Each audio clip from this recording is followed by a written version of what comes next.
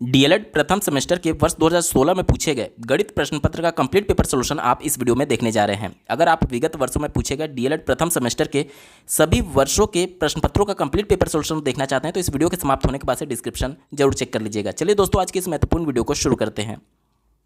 बहुविकल्पीय में पहला प्रश्न पूछा गया था 3/2 का गुणात्मक प्रतिलोम क्या है। तो किसी भी संख्या का गुणात्मक प्रतिलोम जब पूछा जाता है, जैसे यहाँ पर मान लीजिए ये जो संख्या दी गई है इसका गुणात्मक प्रतिलोम पूछा गया है, तो 3/2 और गुणात्मक प्रतिलोम मान लीजिए मैं x मानता हूँ, तो किसी भी संख्या का उसके गुणात्मक प्रतिलोम में जब गुणा किया जाता है तो वैल्यू हमेशा 1 मिलती है। ठीक है, तो हमने मान लिया कि 3/2 का गुणात्मक प्रतिलोम x है। ठीक है, और इन दोनों का गुणनफल क्या हो जाएगा, 1 हो जाएगा। अब x की वैल्यू हमें निकालनी है तो क्या हो जाएगा, x ये जो 2 है इधर तिर्यक गुणा हो जाएगा, 2 ऊपर चला जाएगा और 3 यहाँ पर नीचे आ जाएगा, 2/3। अब एक बार क्रॉस वेरीफाई कर लेते हैं। यहाँ पर प्रश्न में पूछा गया था 3/2 का गुणात्मक प्रतिलोम। मैंने क्या बताया कि किसी भी संख्या का गुणात्मक प्रतिलोम का उस संख्या में गुणा करने पर वैल्यू हमेशा 1 प्राप्त होता है। अब ये जो संख्या दिया गया था 3/2, अभी हमने इसका गुणात्मक प्रतिलोम कितना निकाला, 2/3। दोनों का मैं आपस में मल्टीप्लाई कर देता हूं, 3 से 3 कट जाएगा, 2 से 2 कट जाएगा, वैल्यू कितनी मिल गई, 1 मिल गई। यानी कि ये हमारा उत्तर सही है, आप इस प्रकार से कंफर्म कर सकते हैं। ठीक है, तो हमारा उत्तर क्या हो जाएगा, 2/3। दिए गए विकल्प में देखिए ऑप्शन नंबर 3 2/3 इसका बिल्कुल सही जवाब हो जाएगा। अगला प्रश्न पूछा गया है 4 का 3 कितना प्रतिशत है। हमें यह बताना है कि 3 वैल्यू जो है वो 4 का कितना प्रतिशत है। तो 3/4 गुणे 100 कर देंगे। अब 4 से जब इसको काटेंगे तो 25 बार में जाएगा और 25 गुणे 3 यानी कि 75%। दिए गए विकल्प में देखिए ऑप्शन नंबर 4 75% इसका बिल्कुल सटीक जवाब होगा। अगला प्रश्न पूछा गया है a माइनस ब्रैकेट में b माइनस 2a को सरल करने पर क्या प्राप्त होगा। तो यहाँ पर देखिए मैं इसको सिंप्लीफाई कर रहा हूँ। a माइनस दिया गया है, b माइनस 2a दिया गया है। जब इस माइनस का अंदर ब्रैकेट के अंदर जब गुणा करेंगे तो a माइनस ये b हो जाएगा और माइनस का माइनस में जब गुणा होगा तो प्लस हो जाता है, तो 2a हो जाएगा। अब ये देखिए ये प्लस का 2a है और ये भी प्लस का a है, तो दोनों मिलकर के क्या हो जाएगा, 3a हो जाएगा माइनस b हो जाएगा। अब देखिए किस विकल्प में 3a माइनस b दिया गया है, आपको देखने को मिलेगा ऑप्शन नंबर 1। देखिए 3a माइनस b, देखिए ऑप्शन नंबर 1 में दिया गया 3a माइनस b इसका बिल्कुल सटीक उत्तर होगा। अगला प्रश्न पूछा गया है दो संख्याओं का मौसा 35 दिया गया है और उसका लौसा 525 दिया गया है। उनमें से एक संख्या अगर 175 दी गई है तो दूसरी संख्या क्या होगी। आपने फॉर्मूला पढ़ा होगा, प्रथम संख्या मल्टीप्लाई बाई द्वितीय संख्या इज इक्वल टू मौसा गुणे लौसा होता है। ये फॉर्मूला आपने पढ़ा होगा। अब प्रथम संख्या मान लीजिए यहाँ पर दी गई है 175, ठीक है, और द्वितीय संख्या सेकंड जो वैल्यू है वो हमें निकालना है। मान लीजिए मैं इसकी वैल्यू n मान लेता हूँ, बराबर मौसा हमें कितना दिया गया था 35 और लौसा कितना दिया गया है 525 दिया गया है। अब मैं इसको 25 से काट देता हूँ तो देखिए कितने बार में जाएगा, 25 छक्का 150 होता है और 25 सते 175 हो जाएगा और 25 से जब इसको काटेंगे तो कितने बार में जाएगा, 25 दूनी 50, 2 बचा और 25 एकम 25। ठीक है, अब 7 से इसको काट देंगे तो 3 बार में जाएगा और 35 गुणे 3 यानी कि n का वैल्यू कितना आ जाएगा, 105 आ जाएगा। यानी दूसरी संख्या कितनी हो जाएगी, ऑप्शन नंबर 4 में देखिए 105 इसका बिल्कुल सटीक उत्तर है। अगला प्रश्न पूछा गया है किस संख्या में 5 का स्थानीय मान सबसे अधिक है। यहाँ पर देखिए अगर दशमलव के बाएं साइड में अगर आप देखेंगे तो कहीं पर भी किसी भी ऑप्शन में आपको 5 नहीं दिखेगा। दशमलव के सिर्फ दाहिने साइड में आपको 5 दिख रहा है, एक यहाँ पर, एक यहाँ पर, एक यहाँ पर और एक यहाँ पर। तो दशमलव के दाहिने साइड में जब 5 होता है तो उसका स्थानीय मान कैसे निकालते हैं। यहाँ पर देखिए इसका स्थानीय मान निकालने के लिए 5 और डिवाइडेड बाई, यहाँ पर देखिए दशमलव की जगह 1 लिख दिया जाता है और उसके आगे 2 अंक है तो हमने 2 जीरो इसके आगे लिख दिया। ठीक है, इसी प्रकार से इस 5 का स्थानीय मान निकालने के लिए क्या होगा, इसका होगा 5 और डिवाइडेड बाई, यहाँ पर दशमलव की जगह 1 लिख दीजिए और इसके बाद कितने डिजिट हैं, 1 2 3, तो आप इसके आगे 3 डिजिट इस प्रकार से लिख देंगे। इसके बाद से इस 5 के स्थानीय मान को निकालने के लिए 5 और उसके बाद से दशमलव की जगह 1 लिखिए और कितने डिजिट हैं उसके बाद, तो 1 है तो आप सिंपली 0 लिख देंगे, 1 0 लगा देंगे। उसके बाद से इस ऑप्शन में 5 का स्थानीय मान निकालने के लिए क्या करेंगे, 5 और यहाँ पर दशमलव की जगह आप 1 लिख देंगे और 1 और 2 डिजिट पर 5 था तो 2 जीरो आपको लगा देना है। ठीक है, यहाँ तक चीज़ें स्पष्ट हो गई। अब देखिए, अब हमसे ये पूछा जा रहा है कि 5 का स्थानीय मान सबसे अधिक कौन सा है, यानी कि इन चारों में कौन सी वैल्यू सबसे बड़ी होगी। ठीक है, पहले वाले का वैल्यू अगर हम लोग निकालना चाहें तो कितना आएगा, 0.05 आएगा। यहाँ तक स्पष्ट हो गया। दूसरे का वैल्यू जो आएगा वो आएगा 0.005 आएगा, यहाँ तक ठीक है। तीसरे की वैल्यू आएगा 0.5 आएगा और चौथे का जो वैल्यू आएगा 0.05 आएगा। अब आप बताइए कि इन चारों में कौन सी वैल्यू सबसे बड़ी है। नो डाउट सबसे बड़ी वैल्यू ये है, यानी कि ऑप्शन नंबर 3 इसका बिल्कुल सटीक जवाब हो जाएगा। आप इसको, चूंकि ये बहुविकल्पीय प्रश्न है, यहाँ पर मैंने आपको कॉन्सेप्ट समझाने के लिए बताया। आपको जब भी 5 का स्थानीय मान पूछे या फिर किसी भी न्यूमेरिक डिजिट का स्थानीय मान पूछे दशमलव में, तो दशमलव के बाद जो सबसे नज़दीक अंक पड़ेगा वही हमारा सबसे बड़ा स्थानीय मान होगा। जैसे यहाँ पर देखिए 5 कितने अंक पे था, दशमलव के बाद दूसरे अंक पर था। यहाँ 5 कितने अंक पर था, दशमलव के बाद तीसरे अंक पर था। यहाँ 5 कितने अंक पर था, दशमलव के बाद पहले अंक पर था। यहाँ 5 कितने अंक पर था, दशमलव के बाद दूसरे अंक पर था। यानी कि ये सबसे नज़दीक पड़ रहा है दशमलव से। तो जो वैल्यू जिस भी ऑप्शन में उस डिजिट का प्लेस दशमलव के बाद सबसे पहले पड़ेगा वही हमारा सबसे बड़ा स्थानीय मान होगा यहाँ पर, जब दशमलव के बाद के बारे में पूछा जाएगा। अब अगर मान लीजिए इधर बाएं साइड में पूछा जाता तो दशमलव से जितना दूर होगा उतना ही वो स्थानीय मान उसका बड़ा होगा या फिर अधिक होगा। ठीक है, एक बार फिर से समझ लीजिए, अगर दशमलव के दाहिने तरफ पूछा जाए तो दशमलव के जितना नज़दीक वो वैल्यू रहेगा जिस ऑप्शन में, उसका स्थानीय मान ज़्यादा होगा। लेकिन दशमलव के पहले अगर पूछा जाएगा तो दशमलव से जितना दूर रहेगा उसका स्थानीय मान सबसे अधिक होगा। ठीक है, उम्मीद करता हूँ ये कॉन्सेप्ट आपको समझ में आया होगा। ऑप्शन नंबर 3 सटीक उत्तर है। दोस्तों अब हम लोग अति लघुत्तरीय प्रश्नों पर आ चुके हैं। छठा प्रश्न पूछा गया, आप अपने स्क्रीन पर देख पा रहे होंगे, 13 माइनस ब्रैकेट में 8 मल्टीप्लाइड बाई 2 प्लस 3 का मान लिखिए। तो इसको बॉडमास रूल से हम लोग सॉल्व करते हैं। सबसे पहले आपको ब्रैकेट को सॉल्व करना होता है। तो 13 माइनस और ब्रैकेट को सॉल्व करेंगे तो 8 में 2 का जब गुणा करेंगे तो ये 16 हो जाएगा और प्लस का 3 है। अब बॉडमास रूल क्या कहता है, देखिए BODMAS। यहाँ पर देखिए सबसे पहले डिवीजन, उसके बाद से मल्टीप्लिकेशन, उसके बाद से एडिशन और लास्ट में सब्सट्रैक्शन। यहाँ पर हमें केवल सब्सट्रैक्शन और एडिशन दिख रहा है, और एडिशन और सब्सट्रैक्शन में पहले किस वैल्यू को परफॉर्म करेंगे, पहले एडिशन को, यानी कि जोड़ को। तो ये वैल्यू पॉजिटिव में है, ये वैल्यू पॉजिटिव में है, दोनों को जोड़ देंगे तो 13 और 3 कितना हो जाएगा, 16, और माइनस का ब्रैकेट में ये 16, दोनों आपस में घटाने पर वैल्यू कितनी आ जाएगी, 0 आ जाएगी, यानी इसका मान कितना हो जाएगा, 0। अगला प्रश्न पूछा गया है, 8 के प्रथम 5 अपवर्त लिखिए। तो जिस भी संख्या का अपवर्त पूछा जाता है उस संख्या को प्राकृतिक संख्या से जब आप मल्टीप्लाई करते जाते हैं तो आपको उस संख्या का अपवर्त मिलता जाता है। जैसे प्राकृतिक संख्या क्या होती है, 1, 2, 3, 4 और 5। मैं सिर्फ 5 तक क्यों लिख रहा हूं, क्योंकि 5 ही हमसे पूछा जा रहा है, प्रथम 5। अब इन सभी प्राकृतिक संख्याओं में जो दी गई संख्या उससे आप मल्टीप्लाई कर दीजिए। तो इसमें भी 8 से मल्टीप्लाई, इसमें भी 8 से, इसमें भी 8 से, इसमें भी 8 से, इसमें भी 8 से। तो इसकी वैल्यू क्या आ जाएगी, 8, इसका वैल्यू क्या आ जाएगा, 16, इसका वैल्यू क्या आ जाएगा, 24, इसका वैल्यू क्या आ जाएगा, 32, और इसका वैल्यू आ जाएगा 40। यानी 8 के प्रथम अपवर्त जो हो जाएंगे 5, वो 8, 16, 24 और 32 और 40 हो जाएंगे। यहां तक स्पष्ट हो गया। अगला प्रश्न पूछा गया है, 350 का 10% कितना होगा। तो किसी भी न्यूमेरिक वैल्यू का अगर हमें प्रतिशत निकालना है तो जितना भी प्रतिशत निकालना होता है, और चूंकि प्रतिशत के साइन को हटाने के लिए हमें 100 से डिवाइड करना होता है। तो यहाँ पर देखिए इस प्रकार से ये 0 कट जाएगा, इस 0 से ये 0 कट जाएगा, यानी कि सिंपली आपका कितना आ जाएगा, 35 आ जाएगा। यानी 350 का 10% कितना हो जाएगा, 35 हो जाएगा। अगला प्रश्न पूछा गया है, यहाँ पर देखिए 3ABC minus 2AB² minus 5ABC plus 3AB² को सरल कीजिए। तो यहाँ पर देखिए मैं यहाँ पर एज इट इज़ लिख रहा हूँ, 3ABC माइनस का 2AB² माइनस का 5ABC और प्लस का 3AB²। अब यहाँ पर देखिए ये जो व्यंजक है और ये जो व्यंजक है बिल्कुल समान है। तो यहाँ से मैं ABC को कॉमन ले लेता हूँ। तो यहाँ से जब कॉमन लेंगे तो यहाँ पर इसकी न्यूमेरिक डिजिट क्या था, 3, और यहाँ पर न्यूमेरिक डिजिट क्या था, माइनस का 5। ठीक है, और उसके बाद से यहाँ पर देखिए AB² यहाँ पर कॉमन हो जाता है। तो मैं AB² यहाँ पर कॉमन लेता हूँ। देखिए दोनों में AB² था तो कॉमन ले लेता हूँ।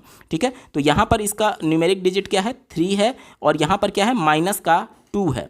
तो अब यहाँ पर क्या आ जाएगा, यहाँ पर आ जाएगा, देखिए 3 को जब माइनस 5 में से घटाएंगे तो माइनस का 2ABC आ जाएगा, और ये आ जाएगा आपका 3 में से 2 घटेगा तो 1 आ जाएगा, यानी प्लस का AB² हो जाएगा। यानी कि इसको हम लोग कैसे लिख सकते हैं, AB² माइनस 2ABC ऐसे लिख सकते हैं। इसके बाद से अगर इन दोनों में देखा जाए तो AB मैं कॉमन ले लेता हूं तो क्या बचेगा, B यहाँ से बचेगा और माइनस यहाँ से बचेगा 2C। तो हमारा वैल्यू क्या आ जाएगा, हमारा उत्तर हो जाएगा AB ब्रैकेट में B माइनस 2C सही जवाब हो जाएगा। अगला प्रश्न पूछा गया है, तल पर स्थित किन्हीं दो बिंदुओं से होकर जाने वाली कितनी रेखाएं खींची जा सकती हैं।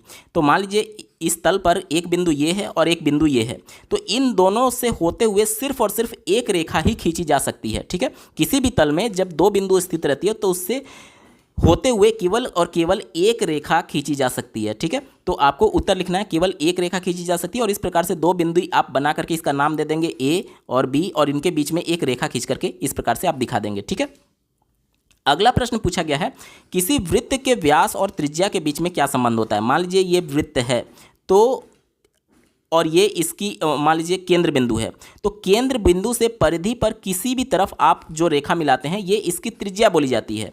और व्यास क्या होता है, तो किसी भी वृत्त का उसके दो परिधि के दो बिंदुओं को मिलाने वाली रेखा जो कि केंद्र बिंदु से होकर के गुजरती है। ध्यान से सुनिए, इस वृत्त के किसी भी वृत्त के परिधि पर दो बिंदु, लेकिन दो बिंदु ऐसा हो कि इसको मिलाने वाली रेखा केंद्र बिंदु से हो करके जाए, तो उसे हम लोग व्यास बोलते हैं। यानी ये क्या हो गया, ये डी हो गया और ये आर हो गया। अब यहां पर देखिए, अगर मैं आपसे ये बोलूं कि ये जो वैल्यू है ये केंद्र बिंदु है, तो केंद्र बिंदु से इधर परिधि की तरफ देखेंगे तो ये तो त्रिज्या हो गया ना, तो ये आर हो गया, और केंद्र बिंदु से इधर परिधि की तरफ देखेंगे तो ये भी आर हो गया। यानी कि ये जो टोटल वैल्यू था जिसे हम लोग डी बोल रहे हैं, यानी कि इसका व्यास बोल रहे हैं, ये किसके बराबर है, ये आर और ये आर, यानी कि आर प्लस आर के बराबर है। यानी जो व्यास है वो कितना होता है, 2 गुणे त्रिज्या के बराबर होता है। वहीं हमसे पूछा जा रहा है किसी वृत्त के व्यास और त्रिज्या के बीच में क्या संबंध होता है, तो व्यास जो होता है वो त्रिज्या का दोगुना होता है। इस प्रकार से आप चित्र बना करके और इस प्रकार से लिख करके समझा सकते हैं। ठीक है दोस्तों, यहां से लघु उत्तरीय प्रश्न शुरू हो रहा है, यानी 2 नंबर का प्रश्न यहां से शुरू हो रहा है। 12वां प्रश्न आप अपने स्क्रीन पर देख पा रहे होंगे। यहां पर एक वैल्यू दिया गया है और इसे हमें बॉडमास रूल से सॉल्व करना है। बॉडमास रूल ये कहता है कि सबसे पहले आपको जैसे मैं यहां पर लिखता हूं BODMAS, तो इसके अनुसार देखेंगे तो जो पहले ब्रैकेट होता है उसको सॉल्व करते हैं, और ब्रैकेट में भी सबसे पहले छोटा ब्रैकेट, उसके बाद से मझोला ब्रैकेट और अंत में बड़ा ब्रैकेट को सॉल्व करते हैं। तो सबसे पहले देखेंगे तो यहाँ पर आपको छोटा ब्रैकेट दिख रहा है, बाकी के वैल्यू को एज इट इज में लिखता हूँ तो क्या हो जाएगा 121 डिवाइडेड बाई, यहाँ पर क्या वैल्यू दिया गया है, यहाँ पर बड़ा ब्रैकेट है 16 माइनस यहाँ पर मझोला ब्रैकेट है 14 माइनस 3, और ये जब इस वैल्यू को हम लोग सॉल्व करेंगे तो 9 में से 6 जाएगा तो कितना आ जाएगा, 3 आ जाएगा, और इसका इस 3 में मल्टीप्लाई हो जाएगा। अब ये छोटा ब्रैकेट खत्म हो गया, केवल मझोला ब्रैकेट बचा और ये बड़ा ब्रैकेट बचा। अब हमें किसको सॉल्व करना है, इस वाले ब्रैकेट को, मझोले ब्रैकेट को।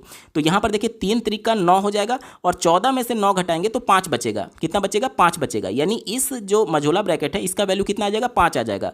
तो यहाँ पर मैं क्या लिख सकता हूँ, 121 डिवाइडेड बाई यहाँ पर आपका हो जाएगा 16, और मझोले ब्रैकेट का वैल्यू कितना आ जाएगा, 5 आ जाएगा, और ये मझोला ब्रैकेट अब खत्म हो जाएगा। अब क्या बचेगा, बड़ा ब्रैकेट बच जाएगा। अब 16 में से 5 घटाएंगे तो कितना बचेगा, 11 बचेगा। तो 121 डिवाइडेड बाई 11, और 11 से 121 में भाग देंगे तो वैल्यू कितनी आएगी, 11 आएगी। यानी इसका वैल्यू कितना आएगा, हल करने पर 11 हमारा सही जवाब हो जाएगा।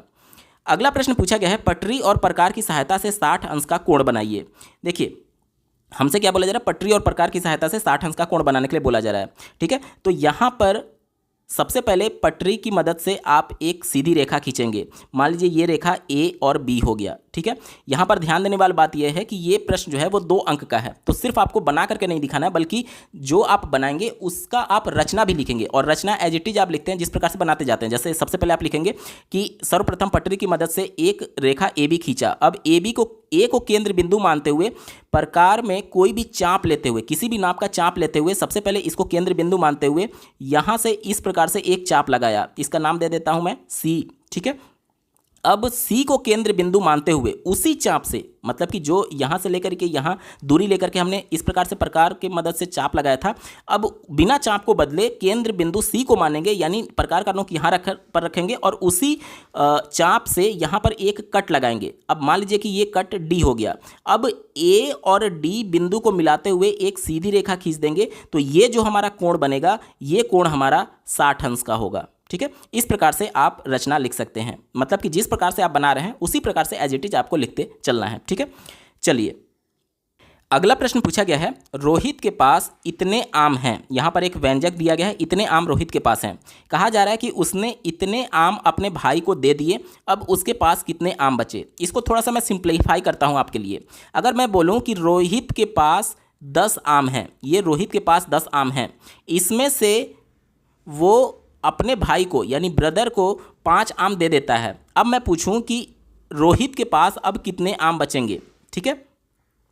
तो आप क्या करेंगे, रोहित के पास जो टोटल आम था उसमें से 5 जो उसने भाई को दे दिया उसमें से सिंपली आप घटा देंगे तो आपकी वैल्यू 5 आ जाएगी, ठीक है। यही तो आप विधि अपनाते हैं। तो सेम प्रोसेस हमको यहां पर भी करना है इस व्यंजक के साथ। रोहित के पास टोटल जो आम थे उसमें से जितने आम उसने अपने भाई को दे दिए उसको घटा देना है, यानी ये वैल्यू जो है इसमें से हमें घटाना होगा। तो देखिए मैं घटाता हूं, 4x माइनस 3y प्लस का 7z लिखा गया है, और यहाँ पर ये वैल्यू है माइनस का 2x माइनस का 3y और प्लस का 7z। अब यहाँ पर क्या कहा जा रहा है कि हमें घटाना है, तो घटाते समय जो चिन्ह होता है वो पलट जाता है, यानी कि माइनस का प्लस, प्लस का माइनस हो जाएगा। अब 4x में से यहाँ पर 2x और पॉजिटिव में है तो ये क्या हो जाएगा, 6x हो जाएगा।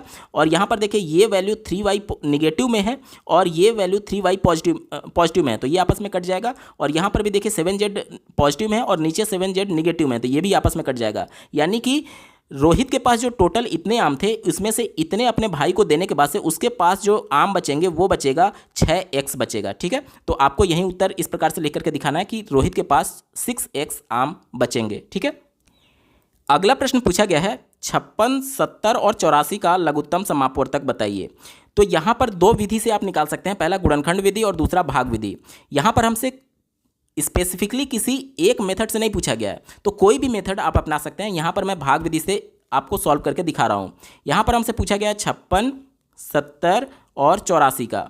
तो सबसे पहले अगर हम लोग 2 से डिवाइड करें तो देखिए कितने बार में जाएगा, ये जाएगा 28 दूनी 56 होता है, ये होता है 35 और ये हो जाएगा 42 बार में, ठीक है। उसके बाद से फिर से 2 से अगर हम लोग काटें तो 14 बार में ये जाएगा, ये 2 से नहीं कटेगा तो एज इट इज उतार देंगे, ये 21 बार में जाएगा।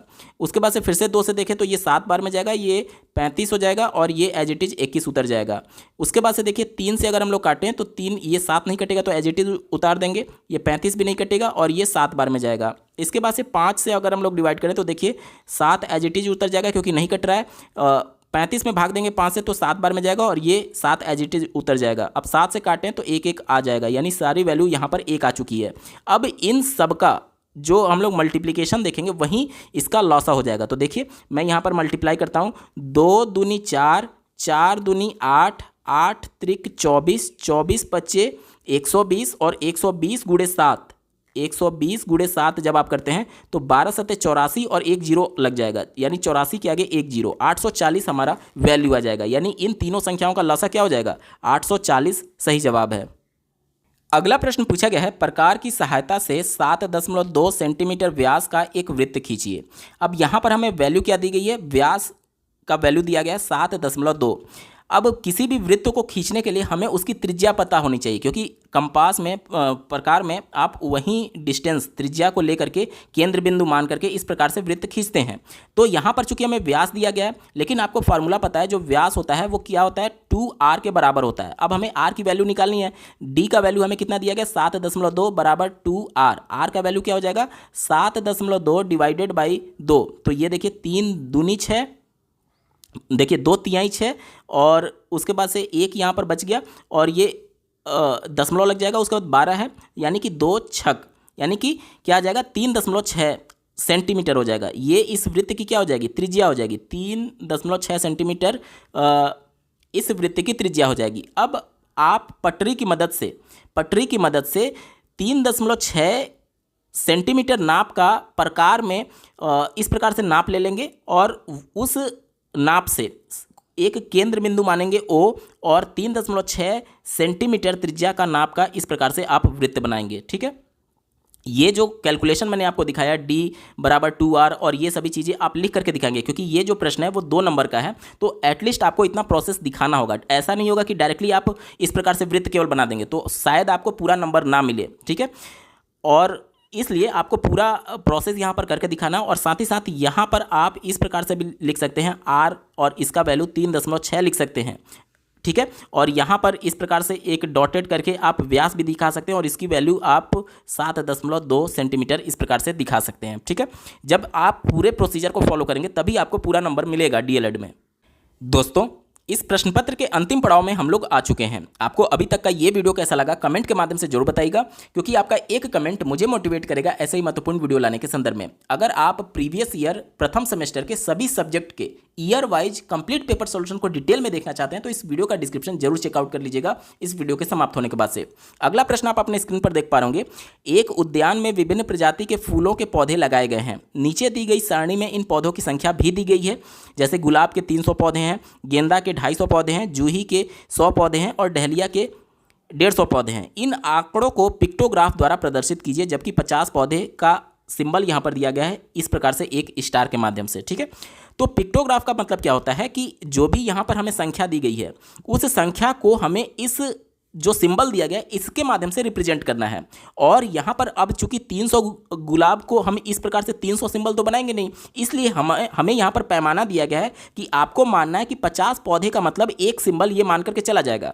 अब 50 पौधे का मतलब एक सिंबल है और यहाँ पर टोटल 300 पौधे हैं गुलाब के, तो हमें 300 में 50 से अगर हम लोग भाग दे दें तो टोटल कितना आ जाएगा, 6 आ जाएगा। यानी कि गुलाब के लिए हमें कितना सिंबल बनाना होगा, केवल 6 सिंबल बनाना होगा। गेंदा के लिए हमें कितना सिंबल बनाना होगा, तो 250 में 50 से भाग दे देंगे तो सिंबल की संख्या कितनी आ जाएगी, 5 आ जाएगी। ठीक है, इसी प्रकार से जूही के कितने सिंबल बनाने होंगे, तो 100 में अगर हम लोग 50 से भाग दे देंगे तो जूही के लिए 2 सिंबल बनाना होगा। डहलिया के लिए कितना बनाना होगा, तो डहलिया के 150 है, उसमें 50 से भाग देंगे तो हमें 3 सिंबल बनाना होगा डहलिया के लिए। ठीक है, तो किस प्रकार से पिक्टोग्राफ बनाते हैं यहाँ पर देखते हैं। चलिए, इस प्रकार से सिंपली आपको एक सारणी बना लेना है। ठीक है, यहाँ पर सारणी बना लेना है और यहाँ पर इस तरीके से ऐसे कर लेना है। यहाँ पर आपको लिखना है पौधे। ठीक है, और इसके बाद से यहाँ पर देखिए कितने हैं, 4 हैं, तो इस प्रकार से आपको 4 खाने में बना लेता हूँ। पहला है आपका गुलाब का, दूसरा है आपका गेंदे का, तीसरा है जूही का और चौथा है डहलिया का। ठीक है, इस प्रकार से सारणी बना लेंगे। अब देखिए गुलाब का कितना है, 300 है। अभी मैंने आपको भाग देकर के बताया कि हमें 6 सिंबल बनाने होंगे। क्यों, क्योंकि 50 पौधे का मतलब एक सिंबल है, तो हमें टोटल 6 सिंबल बनाने होंगे। तो 1 2 3 4 5 और ये 6 हो गया। ठीक है, गुलाब के लिए कितने सिंबल बनाने होंगे, 5 से भाग देंगे तो 5 सिंबल बनाने होंगे, 1 2 3 4 और ये 5 हो गया। गेंदा के लिए कितना बनाना होगा, यहाँ जूही के लिए कितना बनाना होगा, तो 100 में 50 से भाग देंगे तो 2 सिंबल बनाना होगा यहाँ पर जूही के लिए। यहाँ पर देखिए दोस्तों गलत हो गया, ये गुलाब का सिंबल था और ये गेंदे का सिंबल था। जूही का सिंबल मैं यहाँ पर बना रहा हूँ। ठीक है, यहाँ पर थोड़ा सा यहाँ पर मैं बना रहा हूँ जूही का, ये गुलाब का था और ये गेंदे का था। ठीक है, तो जूही का कितना हो जाएगा, जूही का 100 में 50 से भाग देंगे तो 2 आएगा, यानी कि 1 और 2 इस प्रकार से। और डहलिया का अगर हम लोग देखें तो 150 में 50 से भाग देंगे तो 3 आएगा, यानी 1 2 और 3। इस प्रकार से आप पिक्टोग्राफ के माध्यम से रिप्रेजेंट कर सकते हैं। इस प्रश्न पत्र का अंतिम प्रश्न पूछा गया है, देखिए हल करने के लिए बोला जा रहा है। यहाँ पर दिया गया पहला वैल्यू 1/2 गुणे 3/5 दिया गया है, तो अंश का अंश में और हर का हर में हम लोग मल्टीप्लाई कर देते हैं तो कितना हो जाएगा, 3/10 हो जाएगा। ठीक है, इसी तरीके से ये वैल्यू दिया गया है, कितना दिया गया देखिए 7/8 और प्लस का दिया गया है 3/4 दिया गया है। तो भिन्न का जोड़ करने के लिए हमें यहाँ पर एलसीएम लेना पड़ता है, तो यहाँ पर एलसीएम क्या हो जाएगा, 8 हो जाएगा। अब 8 हो गया, ध्यान से देखिएगा, तो यहाँ पर क्या हो जाएगा, यहाँ पर वैल्यू 7 आ जाएगी और यहाँ पर 6 आ जाएगा। अब 7 6 13/8, हमारा उत्तर क्या हो जाएगा, 13/8 हमारा सही जवाब हो जाएगा दूसरे का, और पहले का क्या हो जाएगा, 3/10 हो जाएगा। दोस्तों ये पेपर पूरा सॉल्व हो चुका है। आपको ये वीडियो कैसा लगा कमेंट के माध्यम से जरूर बताइएगा, और ऐसे ही महत्वपूर्ण अपडेट के लिए इस वीडियो का डिस्क्रिप्शन जरूर चेकआउट कर लीजिएगा प्रीवियस ईयर पिछले 10 साल के पेपर्स को देखने के लिए। इस वीडियो को देखने के लिए आपका बहुत बहुत धन्यवाद। भगवान करे आपका दिन शुभ हो।